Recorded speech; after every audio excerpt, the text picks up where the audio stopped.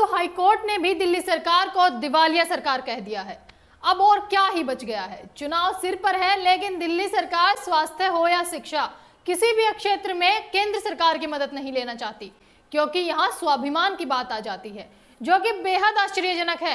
ये मैं नहीं कह रही हूँ दोस्तों, ये हाई कोर्ट कह रहा है। दिल्ली हाई कोर्ट ने बुधवार को दिल्ली सरकार को आयुष्मान भारत योजना लागू करने के मामले में फटकार लगाई है।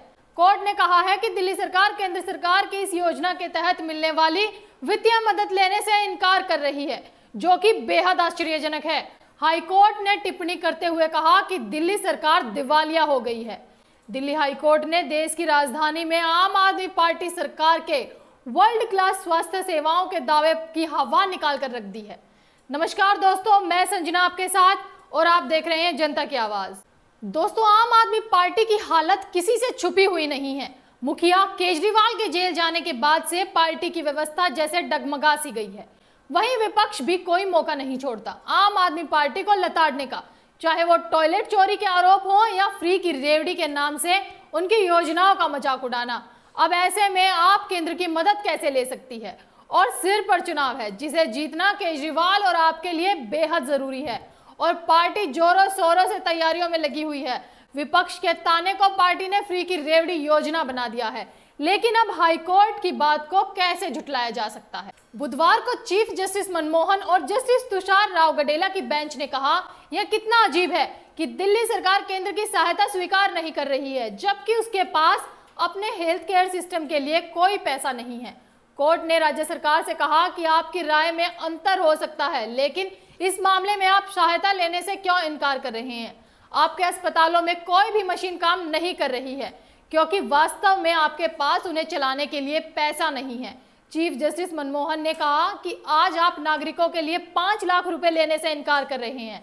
मैं हैरान हूं। कोर्ट ने राज्य सरकार के पास धन की कमी के चलते कई आगामी अस्पतालों के पूरे न होने पर भी नाराजगी जताई है। अदालत ने कहा है कि उन्हें आए दिन विधायकों द्वारा उनकी शिकायतों का कथित तौर पर समाधान नहीं किए जाने के संबंध में याचिकाएं मिल रही हैं, जो कि अच्छी बात नहीं है।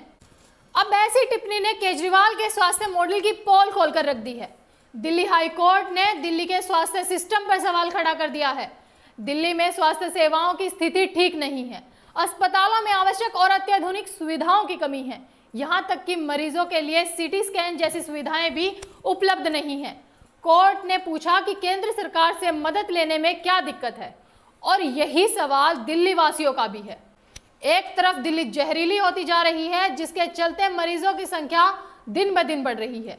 दिल्ली सरकार केंद्र पर आरोप लगाने में कभी पीछे नहीं हटती कि दिल्ली की हवा जहरीली केंद्र सरकार के कारण हो रही है, लेकिन जब असल में दिल्ली वासियों के ध्यान रखने या उनके स्वास्थ्य के लिए कुछ करने की बात आती है, तो पार्टी अपने हित के बारे में सोचती है, ना कि जनता के हित के बारे में। वहीं केजरीवाल सरकार के स्वास्थ्य मॉडल में मोहल्ला क्लिनिक भी खोले गए थे, जिसके कारण छोटी डिस्पेंसरियां बंद कर दी गई थी। लेकिन अब अधिकतर मोहल्ला क्लिनिकों के हालात ऐसे हैं कि किसी में डॉक्टर नहीं है तो किसी में दवाइयां नहीं है। लोग परेशान होकर पुरानी डिस्पेंसरियों को याद कर रहे हैं। आपके बाकी मॉडल की तरह स्वास्थ्य मॉडल भी फेल होता नजर आ रहा है। अब ऐसे में आप किन कामों को लेकर जनता के बीच जाएगा, यह भी अपने आप में एक बड़ा सवाल है।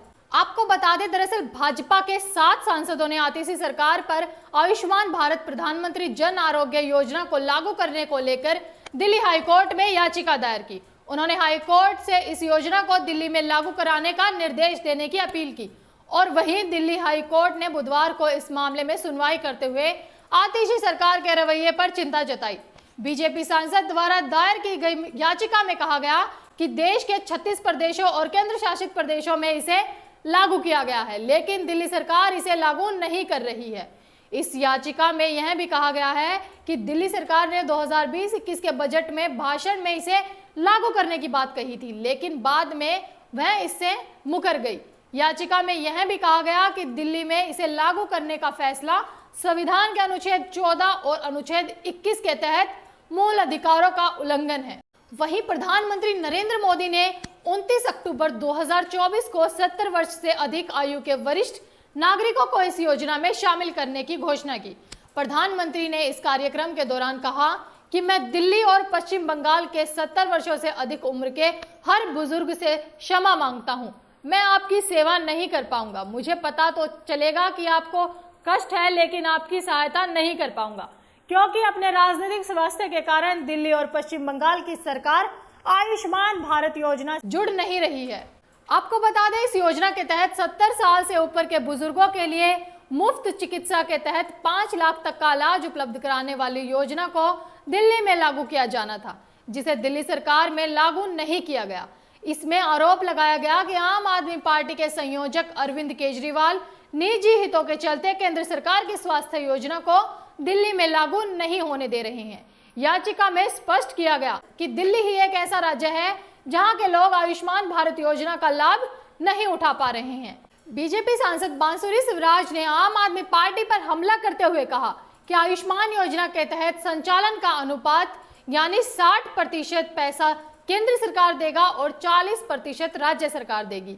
फिर भी दिल्ली सरकार इस योजना को लागू नहीं कर रही है। उन्होंने स्वास्थ्य मंत्री के बयान का हवाला देते हुए कहा कि यदि यह योजना दिल्ली में लागू हो जाती है तो केंद्र दिल्ली सरकार को सालाना 47 करोड़ रुपए देता, लेकिन राजनीति के चलते आम आदमी पार्टी इसे लागू नहीं कर रही है। दोस्तों, आपको क्या लगता है? दिल्ली सरकार दिवालिया होने के बारे में आपका क्या कहना है? हमें अपनी राय कमेंट बॉक्स में कमेंट कर जरूर बताएं और ऐसी ही खबरों के लिए देखते रहें जनता की आवाज। इस वीडियो को लाइक करें, शेयर करें और अगर पहली बार जनता की आवाज न्यूज चैनल को देख रहे हैं तो चैनल को सब्सक्राइब भी करें और घंटी जरूर बजाएं, चैनल की भी और सरकार की भी।